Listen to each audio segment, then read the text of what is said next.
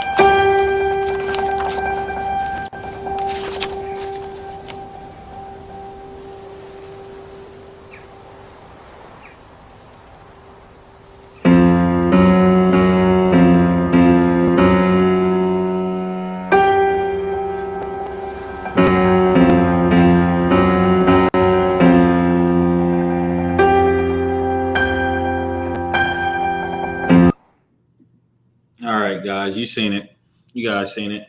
Welcome to the page. Here's your host here, Lord of Lips, with another installment. We had a little intro there. Shout out to Stanley Kubrick there with the phenomenal movie Eyes Wide Shut, which has just garnered massive attention over the last couple of years. A lot of people have redacted and gone back and rewatched the movie, and I've even seen like the Rotten Tomatoes and like IMDb, like the score has raised on Eyes Wide Shut over the past few years because I think it's garnered a lot of attention. A lot of people have gone back and rewatched it. Like I said, the audience score and stuff like that. Because some films like that just need the time and they need the evidence to support the film.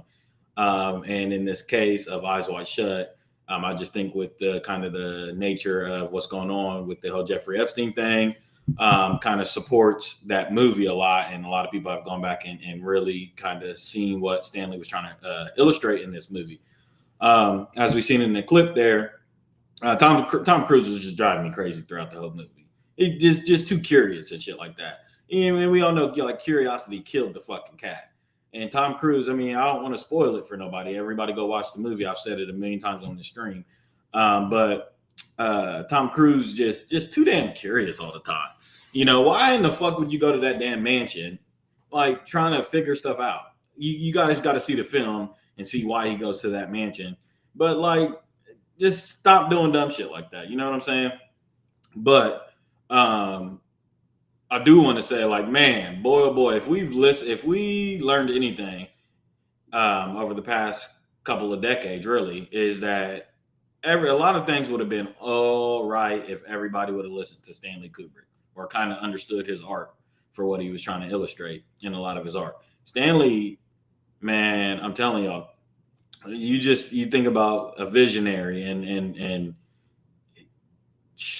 just a great visionary. Now he doesn't do a lot of original films, and he does a lot of adaptations where he reads a book and then he kind of adapts the film based off of a book, kind of like The Shining, 2001: Space Odyssey. Even this was it was an adaptation, but just kind of some of the Easter eggs he throws in there, and kind of he switches it up a little bit and stuff like that. So yeah, shout out to Stanley Kubrick. But really, I wanted to kind of get on here and really dedicate a full episode on this Jeffrey Epstein, this Ghislaine Maxwell situation that's going on in the country right now.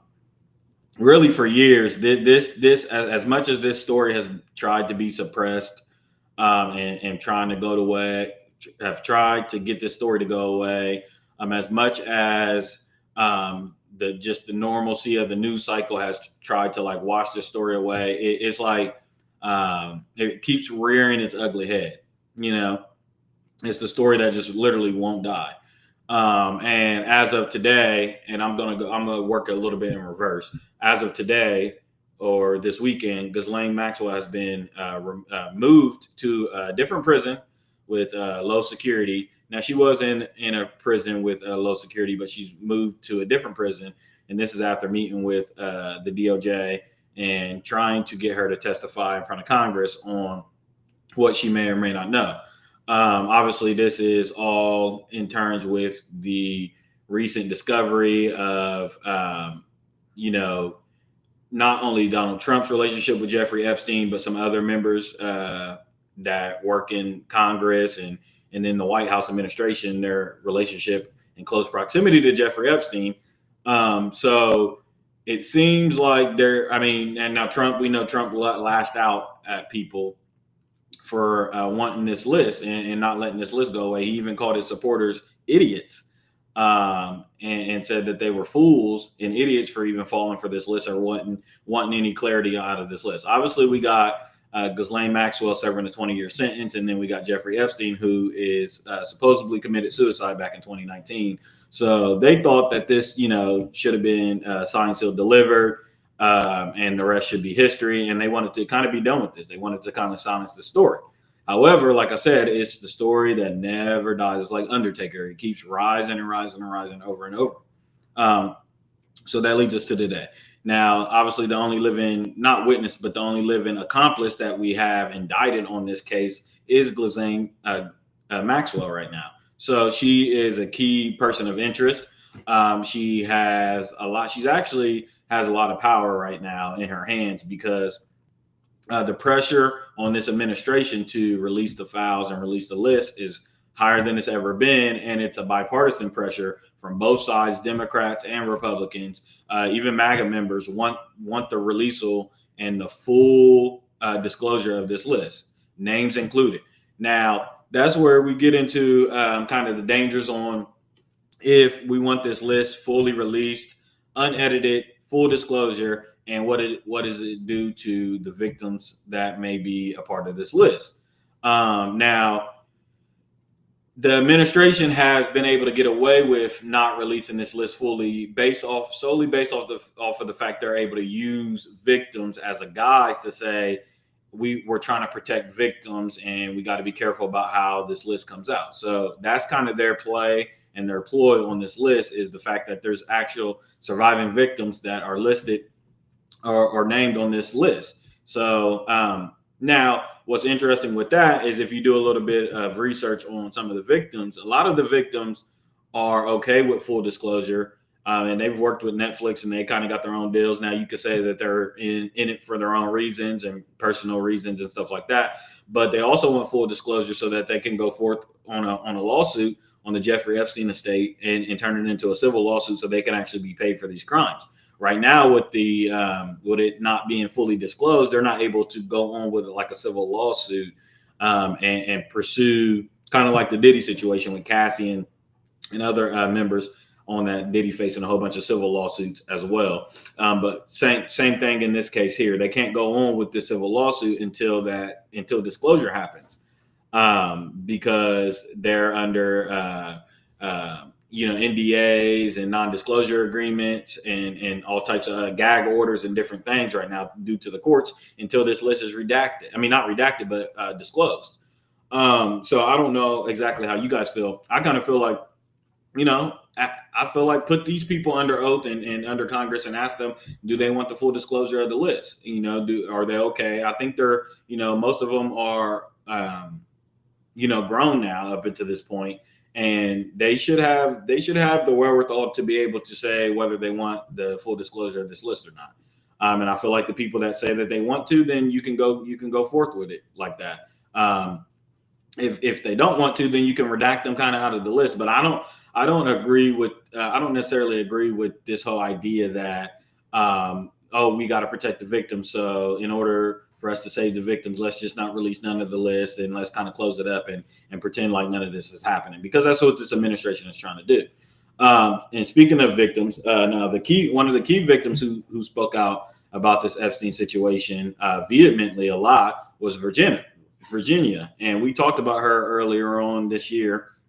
I think she met her fate. She died back in March, I want to say, of this year. suspiciously. Now they ruled it a suicide, but this is after an attempted bus crash. Literally a week later, after her bus crashed into her and she survived that incident, she committed suicide. Now, what we do know about Virginia, well, her family is speaking out about the move, the transfer of Maxwell right now. They're speaking out. In fact, I have a video of them speaking out right now. Let's kind of tune into what they have to say. This is the family of Virginia who lost. This is something else that was referenced in your statement as well. When it comes to the possibility of a pardon for her, what is your message to President Trump on that? I can speak for that. I think the word that comes to mind is it would be an abomination. Our sister always told us that Maxwell was even worse than Epstein. We said it in the statement that she was a monster. But this is a woman who used her womanhood to prey on young girls, vulnerable young girls. And she wasn't a light participant. She's convicted of these crimes. And the thought of offering her leniency or a complete pardon, it makes us feel sick, because we're letting someone out who could potentially repeat this. We know the track record. And it doesn't seem like there's any information that could be gained that's worth letting out a monster. So that's the family of Virginia who, like I said, committed suicide earlier this year.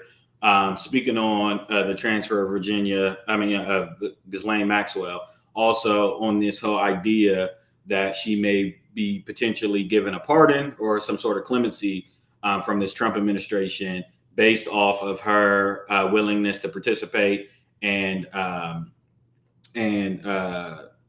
participate with the DOJ on these files. And I mean, obviously we know that in order for them to get her participation, originally, let's just start from the top. Originally, Ghislaine Maxwell said that, they were already, filing a court ordered motion for a retrial because they felt like she didn't get a fair trial in the first place, because they kind of just put her in jail and silenced her. She never really got to testify. The DOJ never asked her questions. The Attorney General never asked her questions. Nobody really kind of asked her questions, which I thought, was obviously a red flag from the beginning, from the get-go. But originally, she said she was willing to kind of speak about it under oath on record anyway. But now it's kind of being revealed, which we already knew, that she's actually looking to get something out of this. Her being transferred, obviously, to me, indicates that she was given some sort of deal from the DOJ to be transferred to a facility more of her liking. Now, this facility that she's in now, I think, is an all-women's facility. It's low security. And I think the whole country should be on high alert in just watching how this kind of transpires, because obviously Jeffrey Epstein ended up killing himself in his cell after he was in federal custody. Now, I'm not saying she would kill herself, but we can't rule that out. We also can't rule out any suspicious kind of death, because I think early on, I mean, since her being convicted, a lot of people said, that they were going to kill her in jail. So she's not out of the clear for being killed in jail by no means at this point. On the screen here, you see her father, Robert Maxwell, who kind of introduced her to Jeffrey Epstein. And this is where the story gets really, really interesting, because he was working with the CIA through Mossad. He was a Mossad agent. He was an Israeli Mossad agent. And he introduced these two, and he kind of used his daughter. What Jeffrey Epstein was for the world is what his daughter was to him for Jeffrey Epstein. He used his daughter to kind of reel Jeffrey Epstein in to become what he became. And what Jeffrey Epstein became was obviously a monster, but also he was part of a honey trap operation. Now, this isn't, when I say this isn't, I should say allegedly, right? This hasn't been proven. This isn't what even our government is alleging. They're still, the jury is still out on Mr. Jeffrey Epstein on if he represented a foreign intelligence or any intelligence asset at all. And I think, we're going to kind of get into that because I think that that's just them kind of saving face a lot on all of these fingers pointing back to Israeli intelligence. But Mr. Maxwell right here, Robert Maxwell, who is a known Mossad agent and asset, brought Jeffrey Epstein on, introduced him to his daughter, and then they became some sort of power structure. And she worked side by side with Jeffrey Epstein in order to lure these victims. Now, you heard one of the victims' families, Virginia's family, speak out, and a lot of people kind of, missed that Virginia alleged that Mrs. Maxwell also participated in rape. She was not just somebody who was soliciting these females to Jeffrey Epstein or Mar-a-Lago and all these other the Virginia Island and the Epstein Island and all these different places. She wasn't just soliciting them, but she also was a participant, and she's actually convicted on these crimes. So they find it very disturbing that she could be potentially given some sort of pardon or clemency. I think a clemency of some sort is more likely than a full pardon. I don't think Trump is going to pardon her. I think that would just be absurd. The only way Trump pardons her is if he works out a deal with her, which is very, very possible. If he works out a deal with her to where she doesn't mention his name in these lists in any incriminating way. Let me see here. Where is it at?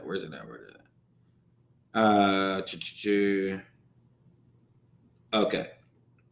So during her transfer right now, she has been granted limited immunity, meaning this means that nothing that she says is going to be held within court right now, unless this is voided if she tells a lie. Now, if they find out she's lying, then they are able to use this under oath and to testify against her that she lied while she was given this limited immunity. But my whole entire point for her segment is that she needs to be watched closely. I think it's a little bit suspicious. And also, not only was she transferred, but she was transferred during a very interesting period and during a very interesting time to where there was a lot going on. You had the nuclear arms being moved towards Russia. And there were some other things going on in the news cycle to where this story was kind of buried and was looked at as kind of like an afterthought. So we're coming up on the 6 year anniversary of Jeffrey Epstein's suicide. I think on August 10th. So it's going to be very, very interesting to see if any dirty or foul play happens within the next week or so with Miss Maxwell, or kind of just how this story graduates. And if we are able to get her under oath in front of Congress, kind of spilling out the beans on this list.